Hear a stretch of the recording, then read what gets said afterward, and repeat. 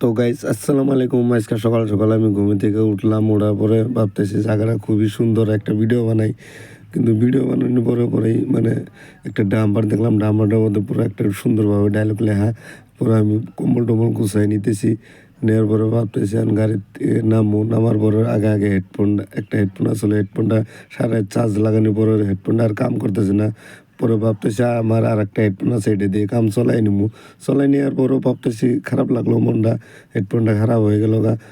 পরে আমি গাড়ি থেকে নেমে ব্রাশ ট্রাশ করে নিলাম, করে নেওয়ার পিছনে পিছনে আঙুলে আর একটা গাড়ি আছে, গাড়িটা ঘুমে থেকে উঠে নিয়ে অগমানের ডাইকে উঠাইলাম।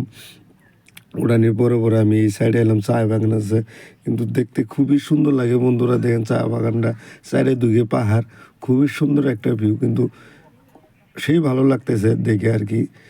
পরে জামের কথা তো কয় যেন বন্ধুরা সাইডে দুয়ে গেলে জামি। পরে আমরা খেতেছি চা খাবার জন্য, চাটা খাই মানে ফ্রেশ ট্রেশ হয়ে নিয়ে চা খাবার খেতেছি। কিন্তু আমার বন্ধু একটা আছে দিয়েই, ও মানে ফ্রেশ হয়ে নেই, ওই খেতেছে চার দোকানে ফ্রেশ হয়ে নিব। তারপরে চাটা খায়, চাটা দিল, দেওয়ার পরে বিস্কুটে দিল। সুস্থ থাকবেন, ভালো থাকবেন, আশা